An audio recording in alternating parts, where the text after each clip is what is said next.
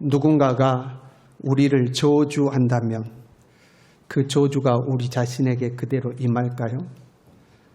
반대로 우리가 누군가를 저주한다면 우리의 저주가 그 사람에게 그대로 임할까요?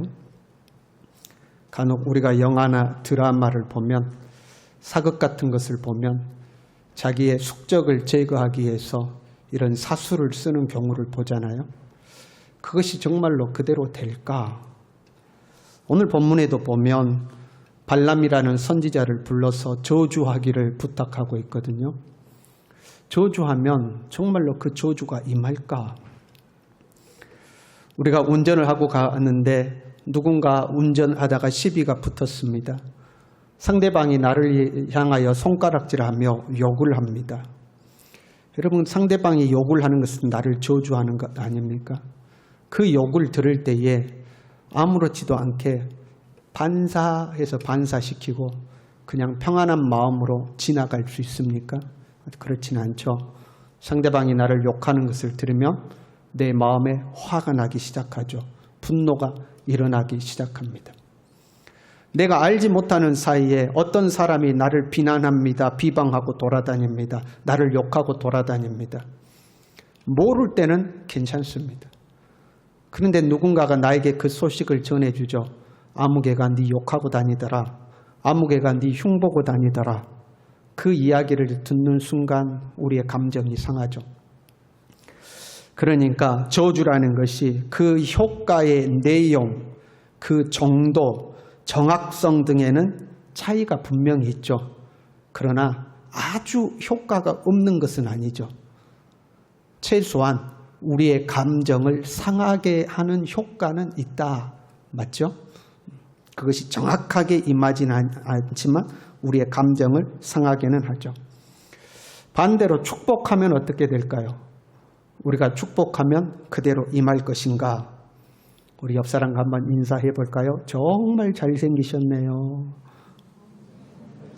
정말 아름다우시네요. 코로나 때문에 마스크 미인들이 많이 생겼다고 그래요. 마스크를 쓰니까 다 예뻐 보인다고 그럽니다. 내가 그렇지 않다는 걸 알지만 누군가가 나를 칭찬하고 격려하고 축복해주면 최소한 내 마음은 좋죠. 내 마음은 즐겁죠. 행복해지죠. 그러니까 무효하지는 않습니다. 축복이든 저주든 우리의 입술에서 떠난 축복과 저주가 아주 0%로 효과가 없는 것은 아니죠. 우리의 마음, 기분, 감정을 상할 정도는 됩니다. 그런데 오늘 본문에서 모압 왕은 이스라엘 백성들이 진군에 온다는 소식을 듣고 발람이라는 선지자를 초청해서 저주해 주기를 부탁하고 있습니다. 그런데 이 저주가 공짜가 아닙니다. 22장 17절에요. 내가 그대를 높여 크게 존귀하게 하고 그대가 내게 말하는 것은 무엇이든지 시행하리라. 대가를 지불하고 있습니다. 가벼운 대가가 아니고 원하는 것은 무엇이든지 해주겠다는 아주 큰 대가를 지불하죠. 대가를 지불한다는 것은 그것이 그만한 가치가 있다는 것을 의미하고 있습니다. 지금 발람이 저주하는 것은 무형의 상품이죠. 형태가 없는 거잖아요. 무형의 상품의 가치는 효력에 있는 거죠. 그래서 저주가 효력이 있음을 모압 왕은 분명히 믿고 있습니다. 그래서 그만한 대가를 지불하겠다고 약속하고 있는 거죠. 22장 6절에 보면요. 그대가 복을 비는 자는 복을 받고 저주하는 자는 저주를 받을 줄을 내가 알미니라.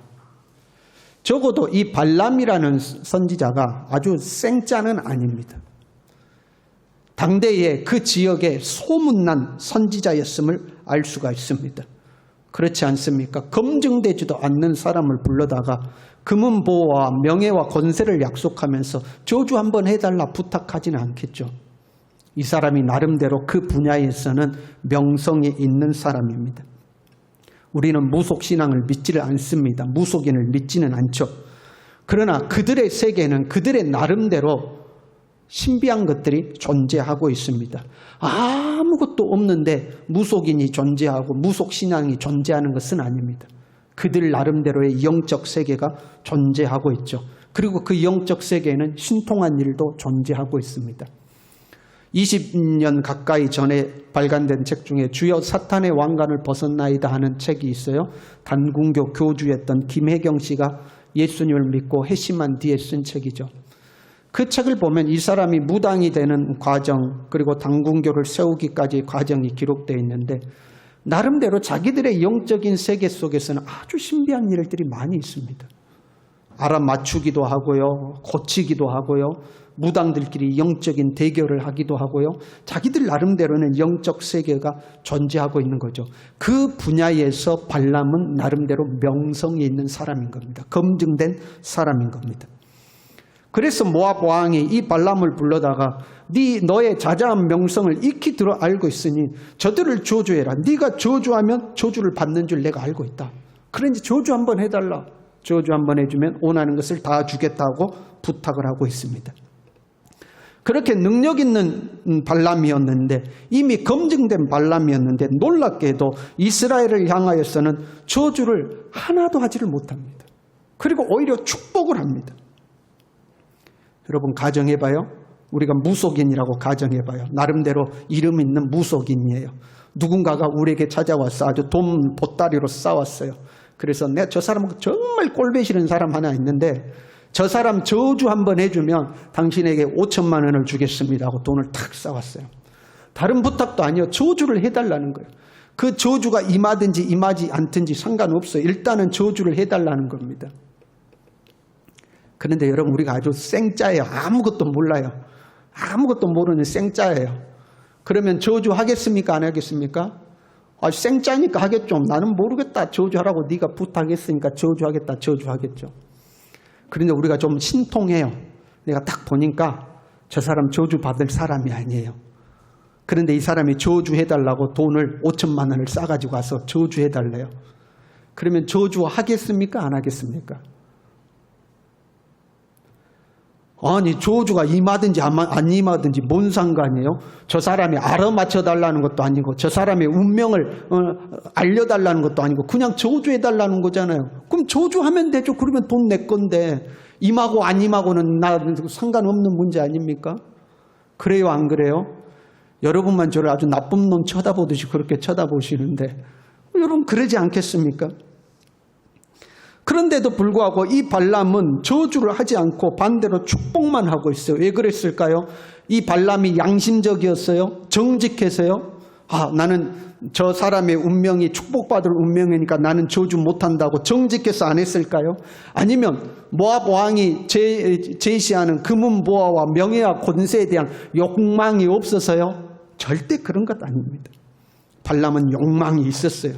그래서 나중에 보면 끝내 저주하지 못하고 축복만 하고 가는 길에 모압 왕에게 슬그머니 이스라엘을 멸망시킬 수 있는 계략을 베풀고 가죠. 이 사람이 의롭고 선해서 저주를 못한 게 아니에요. 저주하지 못한 이유가 본문 19절에 이렇게 기록되어 있습니다. 하나님은 사람이 아니시니 거짓말을 하지 않으시고 인생이 아니시니 후회가 없으시도다. 어찌 그 말씀하신 바를 행하지 않으시며 하신 말씀을 실행하지 않으시랴. 하나님은 한 번 내뱉은 말은 반드시 행하신다. 발람은 그것을 알고 있는 겁니다. 여러분 우리가 저주를 하면 얼마나 효력이 있겠어요? 우리가 누군가를 저주했어요. 그 저주가 얼마나 효력이 있겠어요? 우리 기분 나쁘면 그렇게 저주하는 표현이 있어요. 벼락이나 맞아버려라. 그러잖아요. 에이 벼락이나 맞아버려라. 여러분 우리가 그렇게 저주하면 진짜 벼락이 내려요 안 내려요? 벼락이 내리지 않죠. 기분 저 사람 가다 빵꾸나 나버려라. 차에 펑크나 나버려라. 차가 펑크가 나요 안 나요? 펑크가 나지 않죠. 우리의 저주는 아무 효력이 없습니다. 우리가 내뱉은 말을 듣고 저 숲속에 이름 없는 풀 한 조각도 반응을 하지를 않는 겁니다. 그러나 하나님이 말씀하시면요. 온 우주 만물이 하나님의 말씀을 따라 움직이기 시작하죠. 하늘이 문을 열고 때로는 불을 내리기도 하고 때로는 물을 내리기도 하죠. 하나님이 말씀하면 곤충떼가 몰려들기도 하고 흩어지기도 하죠. 하나님이 말씀하면 이 바다가 물리적인 법칙을 어긋나고 사람의 발을 받쳐서 그 무리를 걸어갈 수 있도록 하죠. 하나님이 말씀하면 바다가 갈라져서 마른 땅이 되기도 하죠. 하나님이 말씀하면 온 우주 만물이 이름 없는 들풀 하나까지라도 그 하나님의 말씀에 복종하고 움직이는 겁니다. 이사야 55장 11절에요. 내 입에서 나가는 말도 이와 같이 헛되이 내게로 되돌아오지 아니하고 나의 기뻐하는 뜻을 이루며 내가 보낸 일에 형통함이니라. 하나님 입에서 나간 말은 하나도 헛되이 다시 돌아오는 법이 없다는 겁니다. 하나님 입에서 나가면 반드시 그 말씀은 이루어지는 겁니다. 발람은 이것을 안 겁니다. 하나님의 말씀대로 된다. 이걸 안 겁니다. 이 양반이 좀 신통한 것 같아요.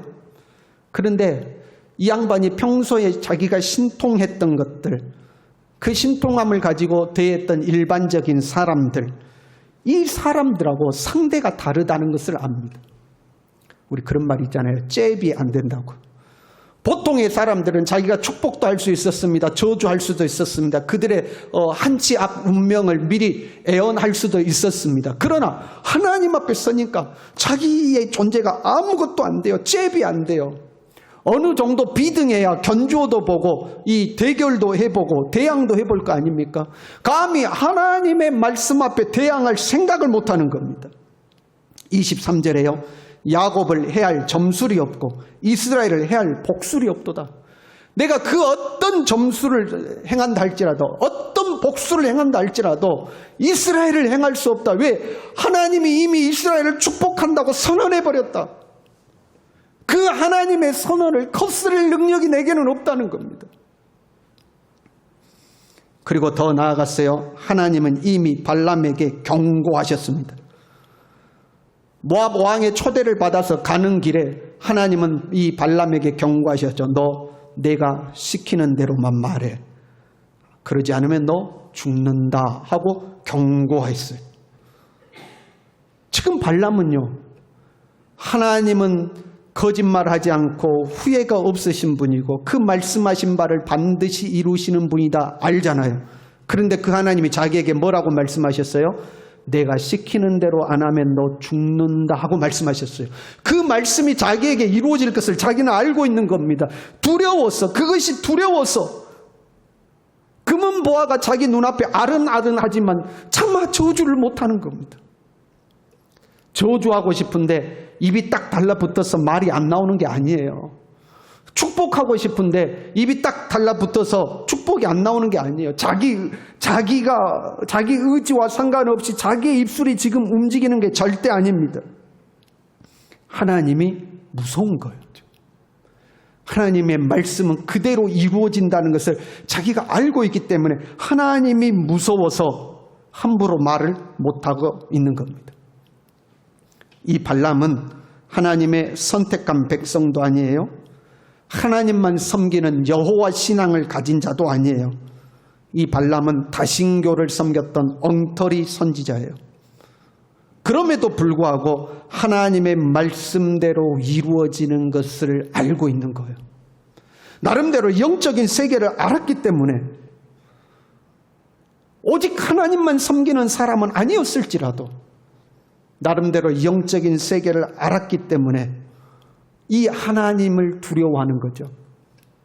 사실 모르는 사람이 겁이 없는 겁니다. 그렇죠? 모르기 때문에 겁이 없는 거예요. 아는 사람은 겁이 있죠. 젊었을 때는, 지금보다 젊었을 때는 그 비행기에서 뛰어내리는 거 있잖아요. 스카이 다이빙도 해보고 싶고 패러글라이딩도 해보고 싶고 물에는 이미 들어가 봤으니까 스킨스쿠바도 해보고 뭐 그런 걸 해보고 싶은 마음이 있었어요. 번지점프도 막 해보고 싶고. 근데 지금은 전혀 안 하고 싶어요. 겁납니다.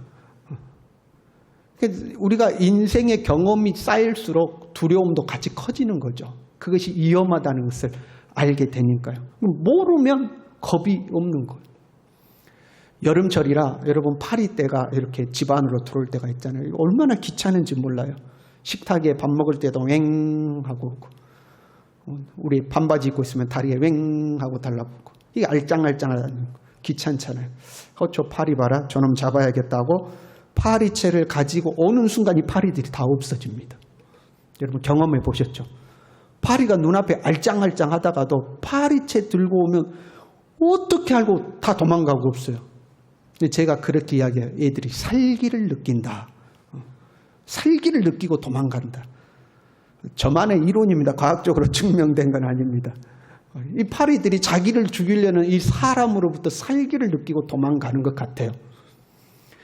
하찮은 미물이라도 자기가 죽겠구나 하는 것을 느끼는 겁니다. 그런데 하나님을 알지 못하는 사람들은 하나님 무서운 줄을 모르는 겁니다. 하나님의 말씀대로 된다는 걸 모르는 겁니다. 모르니까 무섭지가 않는 겁니다. 그들은 안 믿으니까 그런다 치고요. 여러분 우리들은 어떻습니까? 하나님을 믿지만 하나님의 말씀을 믿지 못하는 경우가 있습니다. 우리는 하나님을 믿기 때문에 지금 교회에 나와 있지 않습니까? 하나님을 믿기 때문에 예배 드리는 거 아닙니까? 하나님을 믿기 때문에 기도드리고 찬양을 드리고 우리가 신앙생활을 하고 있습니다. 그런데 중요한 것은요, 이렇게 신앙생활을 하다가 하나님 믿습니다 하고 살다가 우리의 삶에 고난이 찾아옵니다. 위기가 찾아옵니다. 문제가 찾아옵니다. 그러면 그 순간 하나님을 잊어버리는 겁니다. 하나님을 믿는다면 내 삶의 문제를 해결할 수 있는 방법이 하나님께 있음을 믿고 하나님의 방법을 붙잡고 살아야 하는데 오히려 문제가 찾아오면 하나님의 방법을 던져버리는 겁니다. 하나님의 말씀대로 된다는 것을 믿지 못하기 때문에 그렇습니다. 문제가 찾아오면 오히려 말씀을 뒤져야 합니다. 내 문제에 해당되는 말씀이 어디 있지? 이런 문제는 하나님이 어떻게 하라고 하셨지? 말씀을 뒤져야 합니다. 그리고 하나님의 말씀이 나오면 그 말씀을 붙잡고 하나님의 말씀대로 하나님의 방법대로 가야 합니다. 반드시 말씀대로 된다. 이 말씀대로 된다 하고 그 방법대로 가야 합니다. 그런데 우리는 오히려 그 방법을 버려버릴 때가 있습니다. 말씀대로 하지 않을 때가 있습니다. 왜요? 현실적인 문제 때문에 그렇습니다. 지금 모압 왕은 진군에 오는 이스라엘의 소식을 들었습니다. 그 이스라엘의 무리를 보았습니다. 그 무리와 규모를 보고 두려운 겁니다. 현실이죠. 현실을 보고 두려워하고 있습니다. 그러나 이 발람 선지자는 비록 거짓 선지자요 사이비 같은 선지자라도 나름대로 영적인 세계를 알았기 때문에 눈에 보이는 이스라엘의 무리가 두려운 것이 아니라 그 너머에 있는 하나님을 두려워하고 있습니다. 이게 모압 왕과 발람의 차이입니다. 눈에 보이는 환경을 두려워하는 자 모압과 같은 자입니다. 그러나 보이지 않는 하나님을 두려워하는 자 그래도 적어도 발람의 수준은 되는 겁니다. 우리가 모압 왕과 같을 때가 있는 거예요. 자꾸 현실만 보이는 겁니다. 그런 현실이라는 것은 시시각각 변하잖아요. 조금 좋아지면 내 마음도 같이 좋아집니다. 조금 안 좋아지면 내 마음이 힘들어집니다. 현실에 의해서 움직이는 사람입니다. 그러나 조금이라도 우리가 살아계신 하나님을 부여잡고 있다면 현실과 상관없이 하나님이 일하고 계신다. 하나님은 약속하신 대로 이루실 것이다. 그 하나님을 부여잡고 어떤 순간에도 흔들리지 않을 수가 있는 겁니다. 돈의 문제가 생겼어요, 여러분. 경제적 문제가 생겼어요. 여러분, 진짜 문제는 돈이 아니라는 것을 알아야 합니다. 건강에 문제가 생겼어요. 진짜 문제는 건강의 문제가 아니라는 것을 알아야 합니다. 지금 여러분이 고민하는 어떤 문제가 있어요. 진짜 문제는 그게 아니라는 것을 알아야 됩니다. 진짜는 하나님의 손에 있는 겁니다. 진짜는 하나님의 손에 있는 거예요. 20절에 이렇게 이야기해요. 내가 축복할 것을 받았으니 그가 주신 복을 내가 돌이키지 않으리라. 하나님이 축복하려고 결정하면 그 누구도 막을 수가 없습니다. 하나님이 심판하려고 결정하면 누구도 그것을 막을 수도 없습니다. 내 눈앞에 시시각각 변하는 환경이 문제가 아니고 하나님의 손이 문제인 겁니다. 하나님의 손에 모든 것이 달려있는 겁니다. 엘리사가 선지자로 있을 때요, 아람 군대가 엘리사를 잡으려고 도단이라는 성을 에워쌌습니다. 아침 일찍 일어나 엘리사의 사환이 성 밖을 내다보니까 군대가 온 성을 두르고 있었습니다. 깜짝 놀랐습니다. 큰일 났습니다. 큰일 났습니다. 두려웠습니다. 누구와 같은 사람입니까? 모압 왕과 같은 사람입니다. 당장 눈앞에 보이는 현실 앞에 벌벌 떠는 겁니다. 그 이야기를 들은 엘리사는 전혀 미동도 하지 않습니다. 흔들리지도 않습니다. 콧방귀도 안 낍니다. 그리고 오히려 걱정하지 마. 걱정하지 마. 아니, 온 성을 군대가 둘러싸고 있는데 어떻게 걱정을 안 합니까? 그런데 걱정하지 마. 걱정하지 마. 왜요? 엘리사는 하나님을 보고 있기 때문에 그렇습니다. 우리를 둘러싼 저 군대보다 우리와 함께하고 있는 군대가 훨씬 많아. 걱정하지 마 하고 이야기를 하는 겁니다. 하나님은 우리가 예측할 수 있도록 하나님의 말씀을 주셨습니다. 그것을 약속이라고 그럽니다. 우리가 이렇게 살면 이렇게 될 것이다. 저렇게 살면 저렇게 될 것이다. 약속해 두셨습니다. 우리는 이 약속을 붙들고 사는 겁니다. 내 삶의 환경이 어떻게 변할지라도 상관없는 겁니다. 중요한 것은 내가 붙들고 있는 하나님의 약속인 겁니다. 결국엔 하나님의 약속대로 될 것입니다. 지금 삶의 환경이 어떠하든지 간에 결국은 약속대로 되는 겁니다. 누군가가 말씀을 떠나서 잘 돼요? 부러워할 것 없습니다. 오히려 걱정해 줘야 됩니다.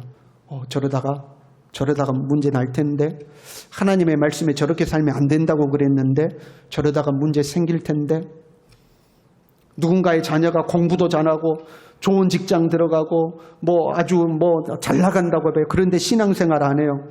부러워할 거 하나도 없습니다. 저러다가 큰일 나지. 저러다가 큰일 나지. 오히려 걱정해 줘야 합니다. 누군가가 현재의 삶이 힘들어요. 그런데 말씀 붙들고 살아요. 믿음으로 살아요. 걱정할 거 없습니다. 오히려 소망을 품어야 합니다. 기대해야 됩니다. 하나님 제 사람 꼭 축복할 거야. 하나님 제 사람 꼭 축복할 거야. 하나님 약속대로 될 거야. 소망을 품고 기대를 품는 겁니다. 이 발람이 하나님 앞에 꼼짝을 못하는 것은요, 저주하지 못하고 축복을 하는 것은요, 하나님의 능력을 경험했기 때문입니다. 발람을 저주하러 올려다가 이 모압 왕의 부탁을 듣고 저주하러 오는 길에 자기가 타고 있는 나귀가 말하는 것을 들었습니다. 귀가 열린 거죠. 영의 귀가 열려서 짐승이 말하는 것을 들었습니다. 그 순간 눈이 열려서 천사가 칼을 들고 자기 앞에 서 있는 것을 보았습니다. 당장이라도 칼을 휘두르면 자기가 죽을 목숨이라는 것을 보았어요. 그랬기 때문에 하나님의 말씀이 두려운 겁니다. 하나님의 말씀이 두려운 것. 그 말씀 앞에 어떻게 해볼 수가 없는 겁니다.